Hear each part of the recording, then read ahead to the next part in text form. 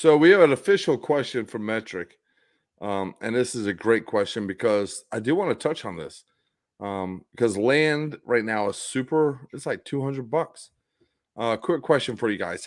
Hypothetically, you have $1,500. Would you spend it on a node, 5 plots of land, or SPS? Man.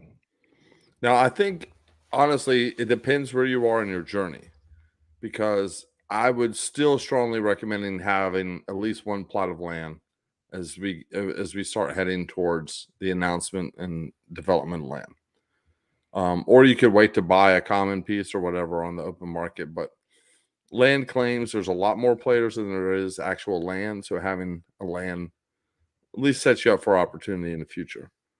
But that being said, I'm going for a node hard right now. Right, but you do have a balanced Yeah. You already have a bunch of cards, you have SPS staked. Yep. I feel like 5 plots of land is pretty sexy. Yeah. Like the nodes aren't going to be active for months. Like land should hopefully start bumping at least phase 1, something before nodes are active. Yeah. So I don't know, maybe 2 or 3 plots of land and the rest SPS. Feel like SPS is probably a pretty good spot to be picking this up. We're ending the early investors. Their SPS drip ends this week, if it hasn't ended already. They had 10 months of SPS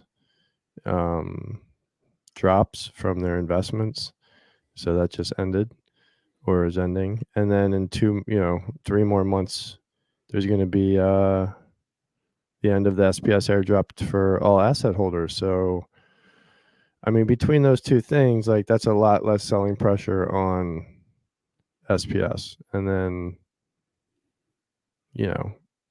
Binance imminent. I still feel like it's got to be pretty imminent. Imminent on a timeline of a demigod. Yeah, I mean, just around the corner. It's all relative. Yeah. Words Darren are just says words. 2 Words are plots. just words. Words are words, and they're almost all made up. 2 I plots. feel like, yeah, I agree. I feel like a lot of words don't really mean anything. Well, they're all made up. Darren V says 2 plots and the rest on SPS for staking on the plots is my pick. I mean, that's tough to argue with. Yeah, that's cool, Darren. You just copied what I said.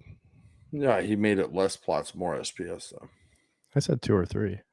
Oh, he was very specific. He's right. Agreeing with you. We'll share. We'll share that rec, Darren. One thing about the node, if you really look at it and how much SPS you can generate from that, assuming SPS goes up, it could be a very valuable investment. It for sure is going to be a nice financial-wise. stream. It's going to be a stream of income. So I mean, in that regard, it's nice. But it's plots of land are going to be a stream of income as well. You can rent those out. You could also hit the jackpot and get a keep or a castle with one of those plots.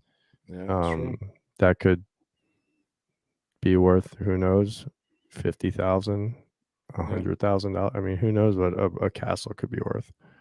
But there's only going to be 150 castles, period. So it's going to be like almost as rare of a card as you could get. Mm-hmm.